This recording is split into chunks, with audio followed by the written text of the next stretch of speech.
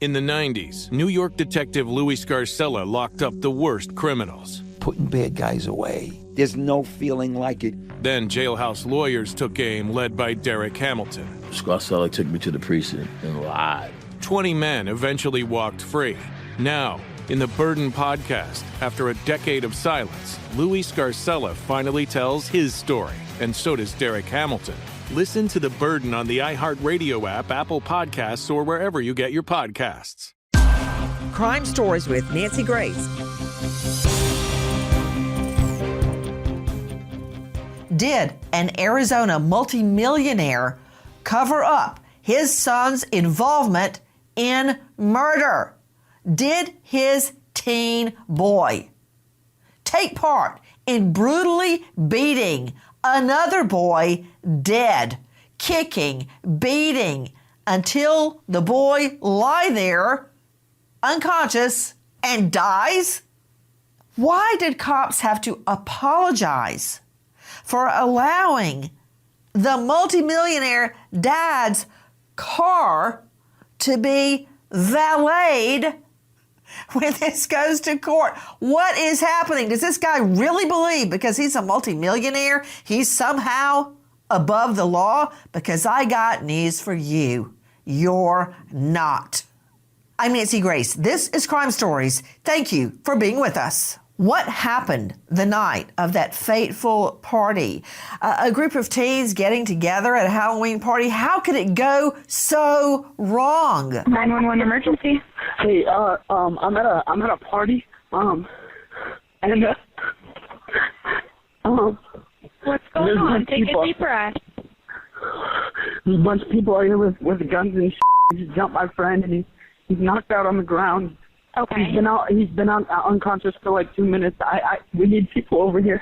Okay, I'm getting them started, okay? Don't hang up. Just stay on the line with me.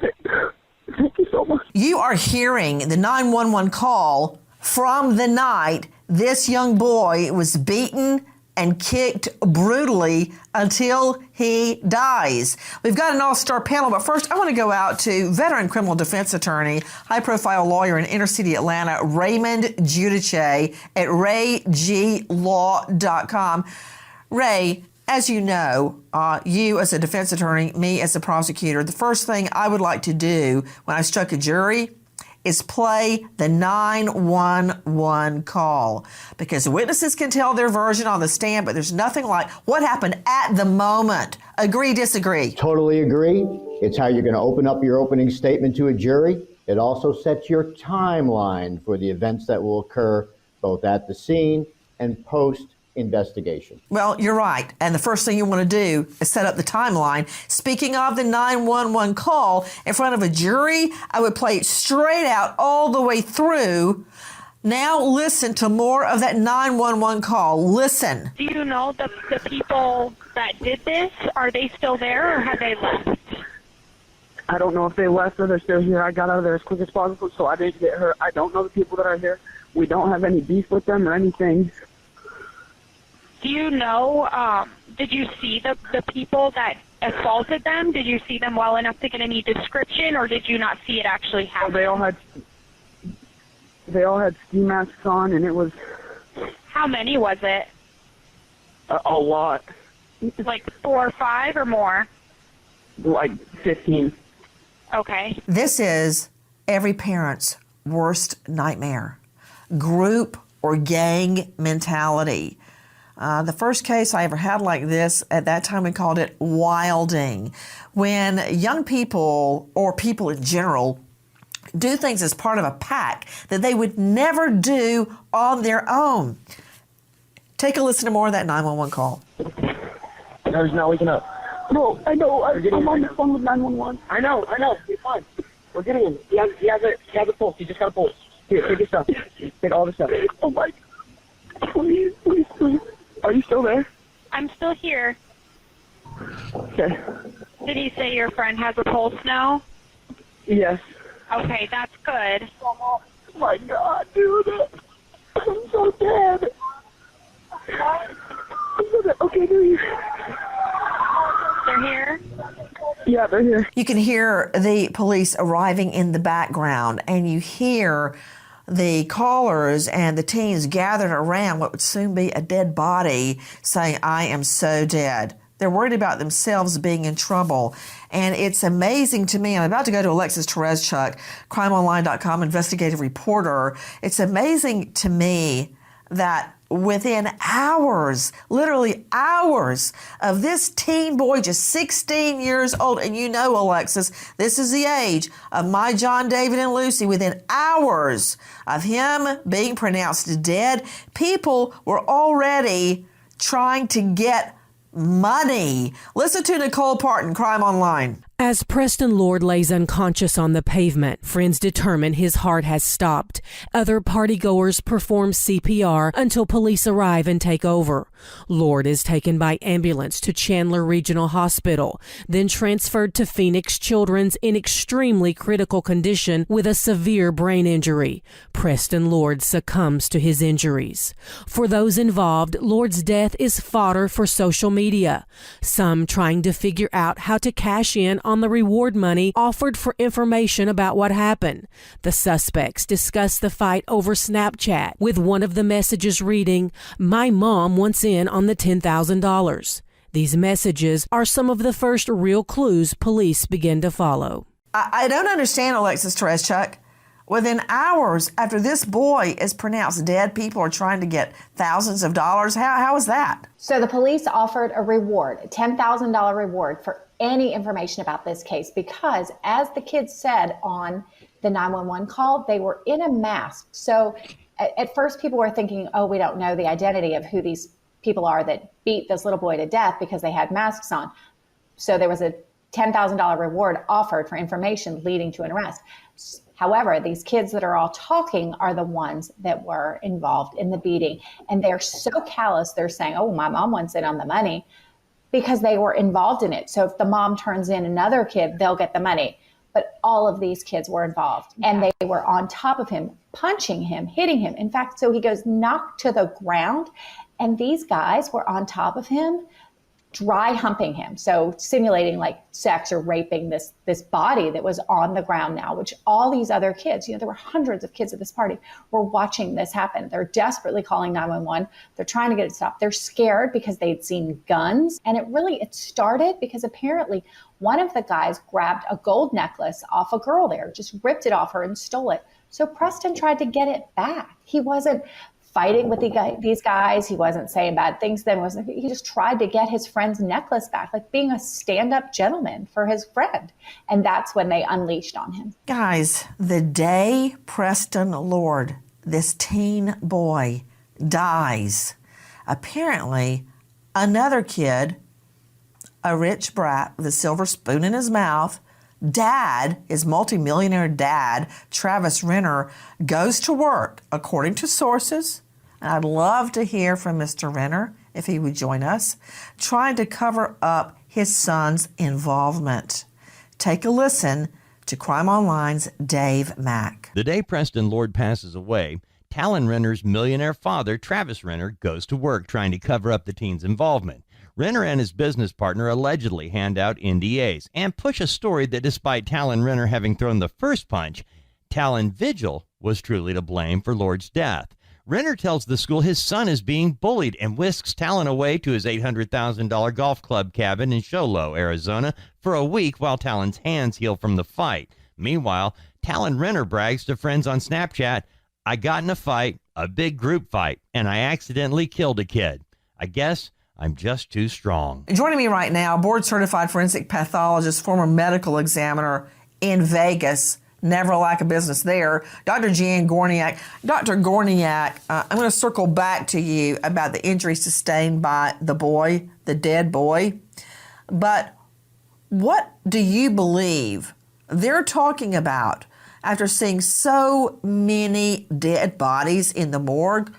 When we say that we have been informed the father kept his son away for about a week till his, quote, injuries healed. What are they talking about? So obviously when you have any blunt injuries, that means your body hit something or something hit your body. So in this case of this young thug, he actually has injuries on his hands because his hands hit something unfortunately, this young man's head.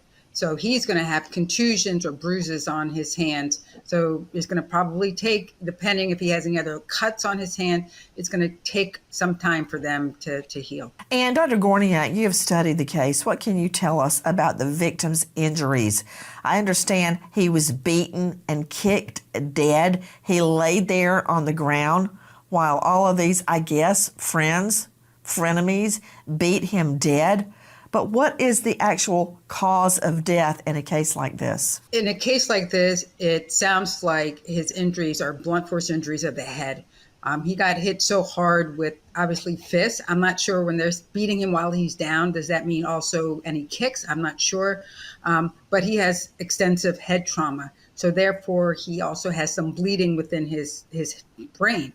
So blood on your brain causes some swelling of your brain, which is incompatible with life. And we heard that he was unconscious at the scene, right after the injuries occurred. So it sounds like he was hit so hard, plus his head probably hit concrete. So that in combination really caused some devastating injuries that caused him to go unresponsive immediately.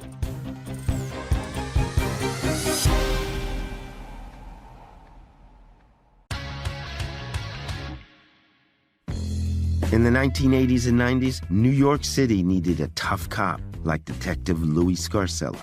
Putting bad guys away. There's no feeling like it in the world. He was the guy who made sure the worst killers were brought to justice. That's one version. This guy is a piece of shit. Derek Hamilton was put away for murder by Detective Scarcella. In prison, Derek turned himself into the best jailhouse lawyer of his generation. And the law was my girlfriend. This is my only way to freedom. Derek and other convicted murderers started a law firm behind bars. We never knew we had the same cop in the case. Scarcella. We gotta show that he's a corrupt cop. They can go themselves. I'm Steve Fishman. And I'm Dax Devlin Ross. And this is The Burden. Listen to new episodes of The Burden on the iHeartRadio app, Apple Podcasts, or wherever you get your podcasts. And to hear episodes 1 week early and ad-free with exclusive bonus content, subscribe to True Crime Clubhouse on Apple Podcasts. Crime Stories with Nancy Grace. I'm also curious, and Ray Giudice, I'd like you to address this. It's reminding me a little bit. I know that you followed very closely the case of high-profile lawyer out of South Carolina, Alex Murdaugh. He was ultimately convicted in the double murder of his wife, Maggie, and son, Paul. Immediately, he tried to change the narrative. What does that mean? That's the now talk of getting someone to change their story. Because right at the get-go, we've been told, and again, I welcome the multimillionaire dad to come on and clear all this up, but apparently Renner's millionaire dad, Tristan Renner, goes to work trying to cover up his son's alleged involvement. Renner and his business partner, go ahead and rope in your buddy in this, allegedly hand out NDAs, that's a non-disclosure agreement, and push a story that the son, the millionaire son, Talon Renner, having thrown the first punch, that the victim is truly to blame. Okay, I don't understand that. Now claiming that his millionaire son has been bullied. When it's just, that's completely bass-ackwards. I mean, can't you go to jail for witness tampering, Ray? Well, Phoenix, Arizona is a big town, Nancy, but they're going to have to import lawyers from all over the country for all the extra defendants, including parents and business associations, potentially for the quote-unquote changing the narrative / cover-up. But what you're clearly trying to set up is a self-defense accident case, that perhaps a fight broke out between two young men over a disagreement, and the young man fell, and as the doctor said, hit his head on the back of the head on the concrete, and my son may have struck him, but there's a causation issue as to which blows caused the fatality. Again, shaping the narrative, shaping their opening statement for trial. But again, there's going to be a lot. This is the Lawyer Employment Act of 2024 for Metro Phoenix. The Lawyer Employment Act of 2024. Hold on. Is that Gorniak? Yes, it is. Gorniak, Dr. Gorniak, hold on before I lose my train of thought here. No worries. Because I'm scared right now.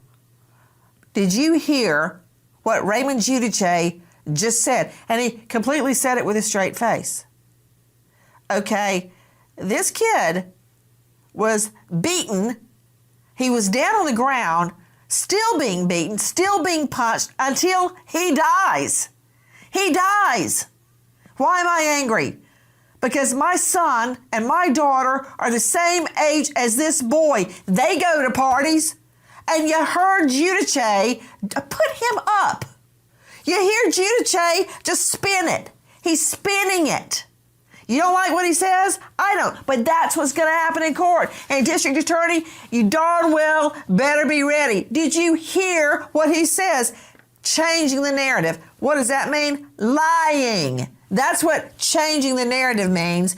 That now the victim fell. The victim did not fall. He was punched. And we know, according to witnesses, who threw the first punch. He fell, and now we're going to have a causation issue. My rear end. Gornier, you started this, all right? Now, Giudice picked it up and ran with it. That he fell and just died. He fell and died. You know, I've fallen a lot.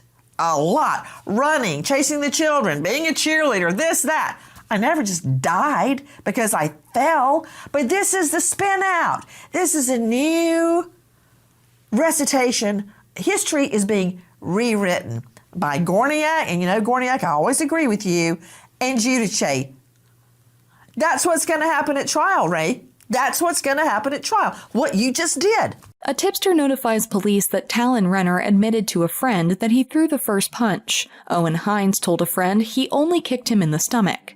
Nearly all the witnesses point out Treston Billy and Dominic Turner as aggressors due to their distinct costumes that night. Turner wore all black while Billy donned a white suit.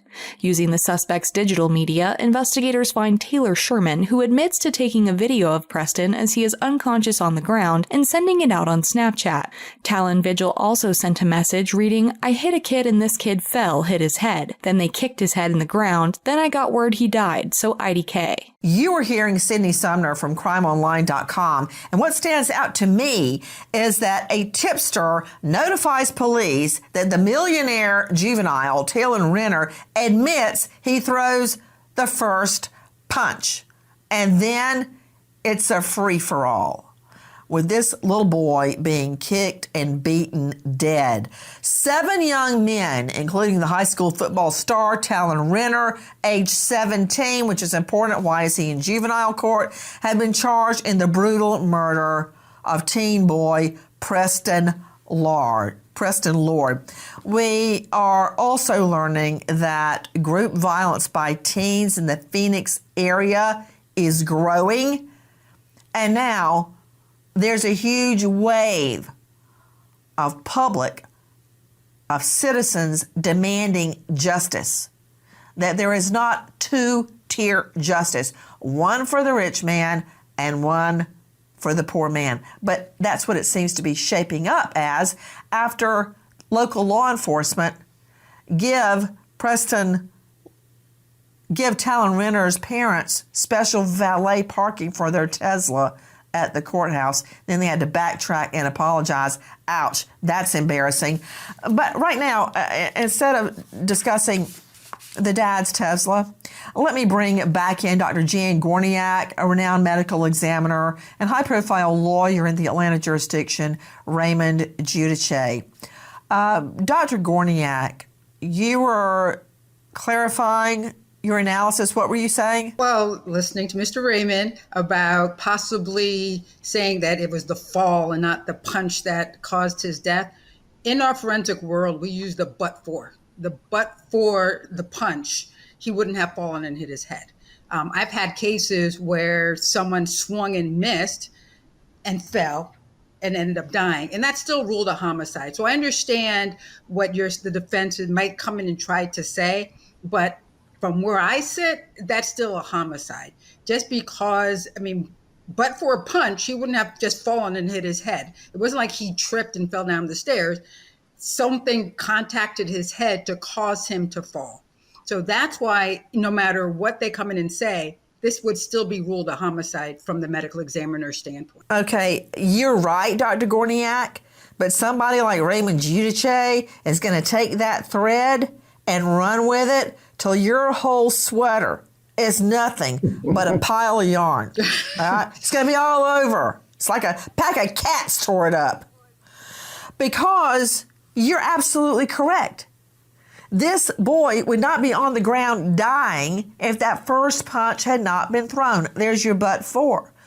He's going to argue at trial, yeah, he threw the first punch, but he didn't kill him. Well, this is what I would say as a prosecutor. They're all going in the same pot to stew. Nobody's getting a plea.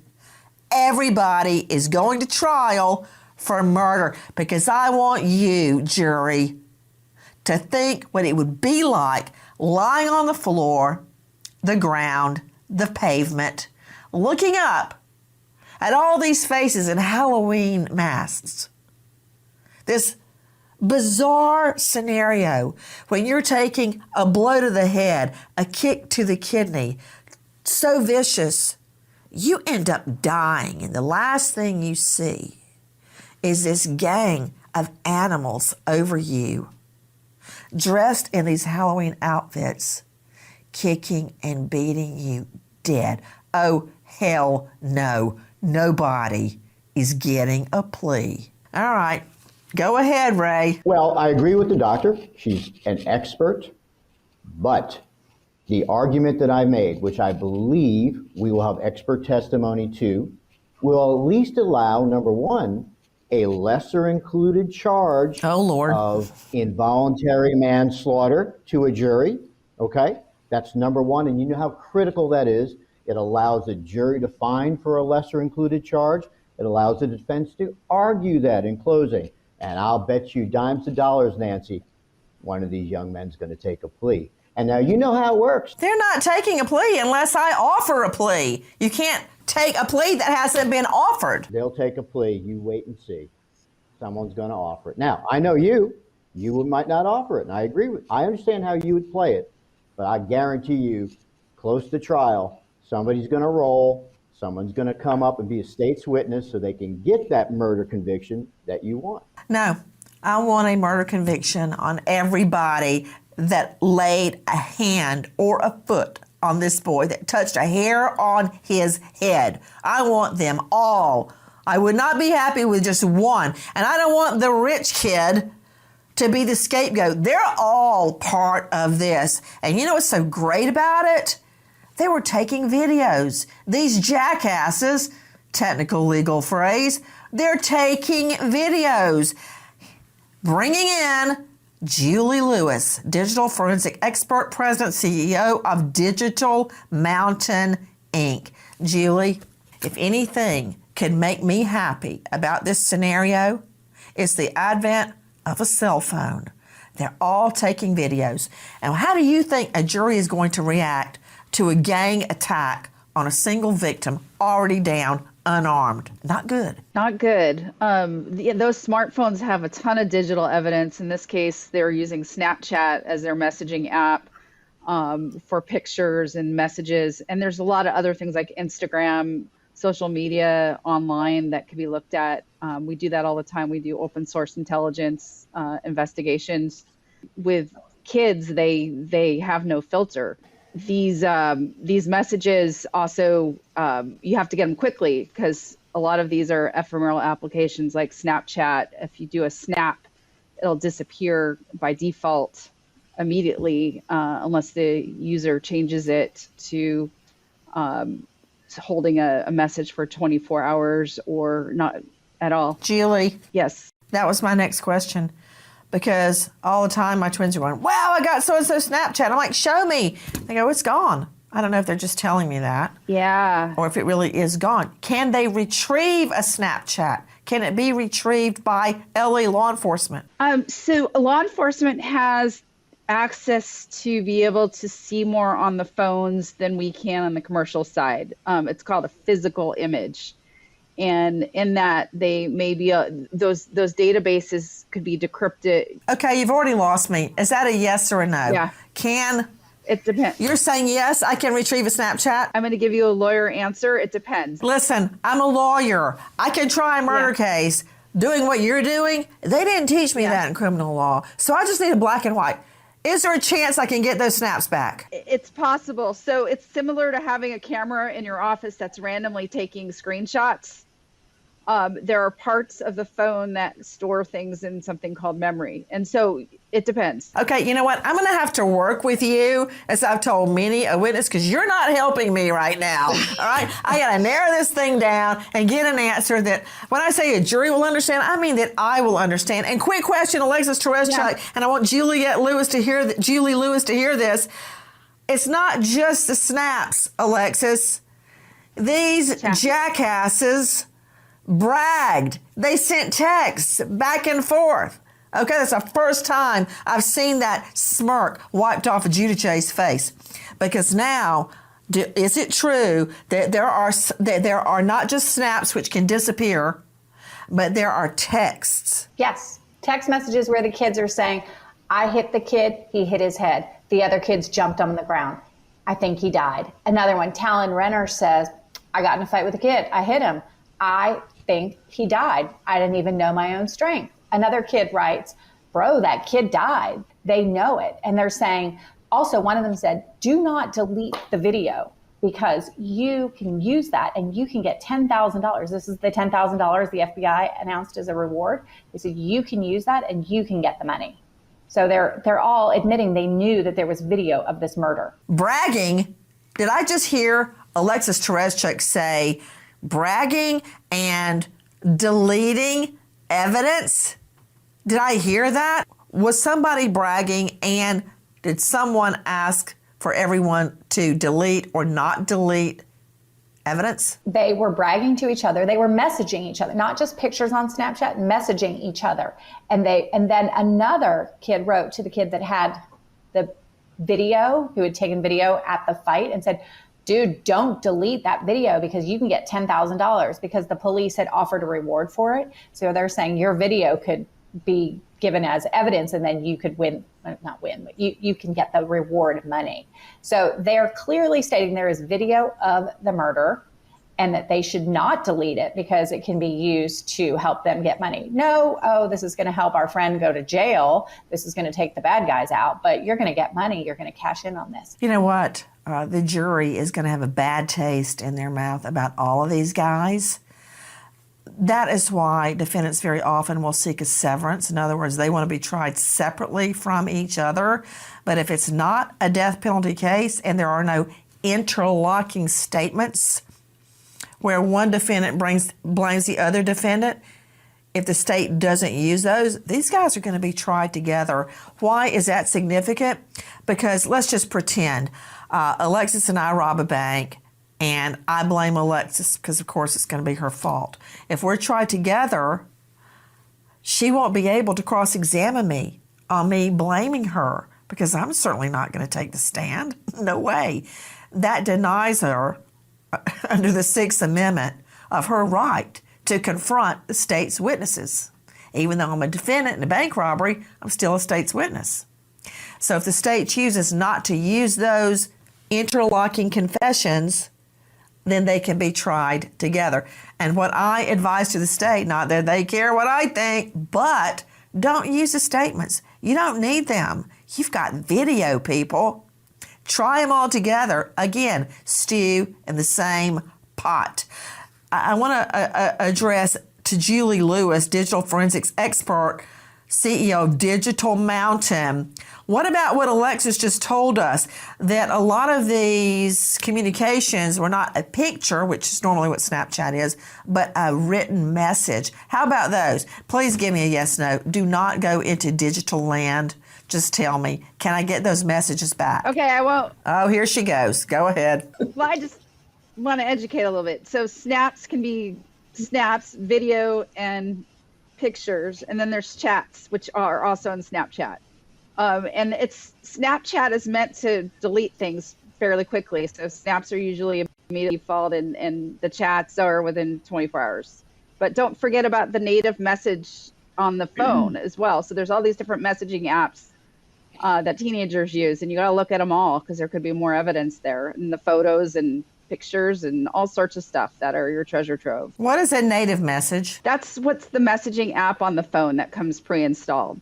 That's not a third-party app. Okay, so you mean like it's not Snap. So the phone itself may contain evidence. Okay, let's see our defense attorney, expert Raymond Giudice. So, you know, all that stuff you were saying, let me get in my notes. I think I threw them away. All your theory about, he just fell and just died because he fell. And what did you say? I've got to find, there's going to be a, quote, causation issue. A causation issue. Translation, the defense is going to claim that the beating inflicted by these 7 people is not why the guy died. This little boy died because he fell. All right, that's where he's going. But what about the videos? What about the text messages? What about the messages via Snap? And as Julie said, the messages native to the phone that don't just disappear on a third-party app. You think you might be in a little hot water now? It's the timeline. You're going to start with those 911 recordings, and you're going to move, as our technical expert just stated, all of these emails and text messages and photos will have a timestamp, and a good prosecutor is going to surgically, one after another, set out the time frame. Quite frankly, the prosecution team's biggest problem may be having too many texts and statements coming from who knows who. But again, sometimes, Nancy, when there's not a severance and you've got 7 co-defendants with high-priced legal counsel, confusion, I hate to use it, but that's part of the defense strategy.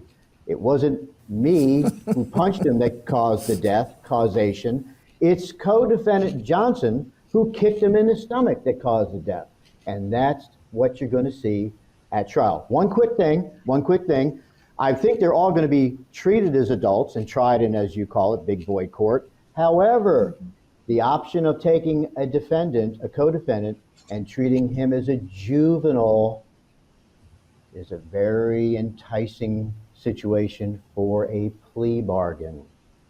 Keep that in mind. That's interesting because I've never been enticed, ever, to allow a killer to plead out in juvie. I know that. I'm not happy about the situation, but I did try a 13-year-old for murder in adult court. Did I like it? No. Was it my duty? Yes. Did he get convicted? Yes, because he jumped into a pawn shop, stole a handful of dope ropes, gold chain, shot 3 people, killing 1, and leaving the other one in a wheelchair in a colostomy bag for the rest of his life. Hell no, he's not being treated as a juvenile. That said, I've never heard of too much evidence for the state, but thank you for floating another defense theory.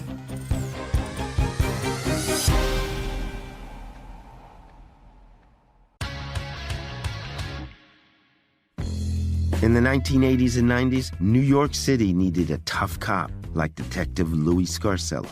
Putting bad guys away. There's no feeling like it in the world. He was the guy who made sure the worst killers were brought to justice. That's one version. This guy is a piece of shit. Derek Hamilton was put away for murder by Detective Scarcella. In prison, Derek turned himself into the best jailhouse lawyer of his generation. And the law was my girlfriend. This is my only way to freedom. Derek and other convicted murderers started a law firm behind bars. We never knew we had the same cop in the case. Scarcella. We gotta show that he's a corrupt cop. They can go themselves. I'm Steve Fishman. And I'm Dax Devlin Ross. And this is The Burden.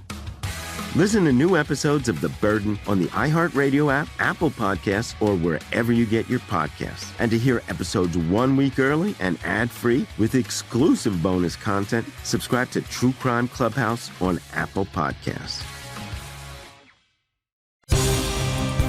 Crime Stories with Nancy Grace. Joining me, the woman who made the initial 911 call trying to get help for the teen boy victim. Listen to her 911 call. Can we please get an officer at the corner of 197th Place and Via de Palmas? There has got to be at least 250 kids here. They're walking the streets. We're not used to this. I'm not used to this in my neighborhood from being here 25 years. There's too many cars. These kids are going to hit each other. Someone's going to get hurt. Someone's going to get killed. With us, an all-star panel to make sense of what we know right now about the death of Preston Lord, a teen boy beaten dead. But first, I want to go to Gina Pignatello, the neighbor who called 911. Gina, it's amazing that you called 911 and that you're joining us tonight, because you know what? I've learned that the majority of people, I don't get it, don't do anything. They stand by and watch, or they video with their cell phone while somebody is either raped or assaulted or murdered. But you didn't. And I want to start with that and say thank you. Gina, tell me what happened that night. Yeah, I appreciate that and forgive my emotion in listening to that and hearing you. It brings back that evening. But we live at the entrance of the subdivision, and there were dozens upon dozens upon dozens of cars parked back to back, every side of the street, coming in and out of the subdivision. Teenagers, large groups of teenagers walking everywhere. In a normally quiet neighborhood, it was kind of shocking to walk out and see this kind of mass crowd forming and coming in and out of the subdivision. So my husband and I immediately said, we might want to call the police. And as soon as we're saying that, we see the police actually come into the subdivision. Within another 5 to 10 minutes, we watched the police circle the block and leave. And you immediately started teens just continued to fill the neighborhood. You could clearly see students or children walking with bottles, cans, appeared to be intoxicated. Some were yelling, and then we started to see accidents. Yelling what, Gina? They were yelling things like, "Oh, don't get drunk, kids," just appearing intoxicated and holding what looked like cans up in the air. So you could see this was starting to get rowdy as in the streets. And then within a few minutes of that, we started seeing accidents. So now they're jam-packed in this neighborhood. Some are trying to get in and out of the subdivision. You can't even turn off the main road, and they start rear-ending one another. They might hop out quickly, look, and then they're driving away from these accidents. We hear another accident down the road, and then within seconds, we start seeing groups of teens jumping over our back fence. So coming out of our backyard, jumping into our front yard, running into cars. And I said, this is getting out of control. We've got to call 911. And we need the police back here. And that's when I made my call. And when I made that call, I didn't know at the same time the attack on Preston and the other young boys was taking place at that same exact time. With me is Gina Pignatello, who is speaking out. A boy is dead. And can I tell you, Preston Lord is the age of my twins. Their whole life in front of them. But instead of graduating from high school and going on all these college tours I've got planned for them, it's over for him. And it's not just him that's gone. His parents' hopes, their dreams, all their energy, all their love, all their money into their boy, Preston Lord. When did you learn, Gina Pignatello, that a boy had been essentially stomped dead in your neighborhood? Yeah, my neighbors and I actually didn't learn the details until Monday. So this occurred Saturday evening. Um, and we didn't learn the details until Monday. You know, we began kind of neighbors sharing text and the GoFundMe. Oh my goodness, this poor young man is fighting for his life. And then within a few hours, we learned that he had died. Um, yeah, just we could have never, imagined. The parents were in, it was their Super Bowl. Their son was coming into his own. All those years of love and nurturing, and now this. When you learned about what happened, Gina, what were you told? Did everybody know who did it? Pretty immediately. I like to call them the kind of parents of the East Valley, began sharing and setting up. We've heard these names. We've seen these Snapchat messages. Groups started forming because we were getting no answers. But I can tell you within those first few days, that first week, the names we saw that were arrested were the same names we saw within those first few days. We heard about the families, like the Renners, taking their son to hide him up in the mountains to hide injuries. You know, these parents that began gathering all this information, much of what was in the police report released just last week, we were learning and we're getting videos within that first week of this incident happening. Joining me now, esteemed forensic psychologist, Dr. Sherry Schwartz. She specializes in capital mitigation and victim advocacy. You can find her at panthermitigation.com. And she's the author. She literally wrote the book on criminal behavior and another book, Where Law and Psychology Intersect. Dr. Sherry Schwartz, thank you for being with us. I was saying at the beginning, Dr. Sherry, and I'm sure you can say it much more eloquently than I can, people do things in a group they wouldn't normally do on their own. Do I care? No. I care that this boy is dead and the millionaire defendant's father has been hiding him out in a $1 million golf cabin. There's such a thing as flight after a crime where you hide from law enforcement. That never looks good. But can I talk to you? That is nice. I want to talk to you about the group mentality here and whether it actually relieves anyone of responsibility. Well, I work also, Nancy, on a lot of juvenile direct file cases. When I say direct file, basically what I mean is they're charged as an adult. And in my experience, no, it doesn't absolve them of legal responsibility. I think people can argue it doesn't absolve them of moral responsibility. I expect that some super lawyers like Ray Giudice will come forth with arguments about juvenile brain and how their brain isn't fully developed, and this can account for some of the behavior. And there's group dynamics at work as well, such as mob mentality. There's always at least one or two leaders. The larger the group, the less informed the fringe members are, but they go along, they conform with the behavior. But still, at the end of the day, under the legal system, in my experience, this doesn't really much matter. They're going to be held accountable just the same as the person that started the brawl. You know, I've told myself 1,000,000 times, because it's easy, that my fiance, Keith, didn't feel anything when he was dying. He was shot 5 times in the face, in the neck, and the head. And I like to believe that, but I know inside that's not true. He had to feel at least the first bullet. He had to know something horrible was happening. This is a teen boy.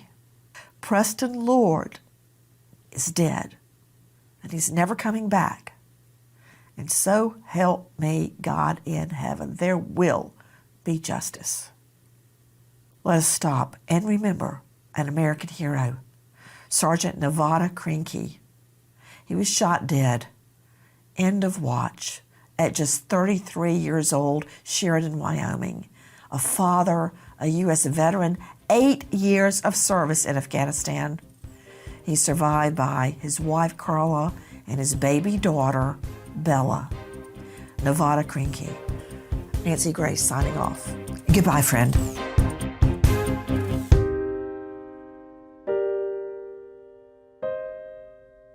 In the 90s, New York detective Louis Scarcella locked up the worst criminals. Putting bad guys away. There's no feeling like it. Then jailhouse lawyers took aim, led by Derek Hamilton. Scarcella took me to the precinct and lied. 20 men eventually walked free. Now, in the Burden podcast, after a decade of silence, Louis Scarcella finally tells his story, and so does Derek Hamilton. Listen to The Burden on the iHeartRadio app, Apple Podcasts, or wherever you get your podcasts.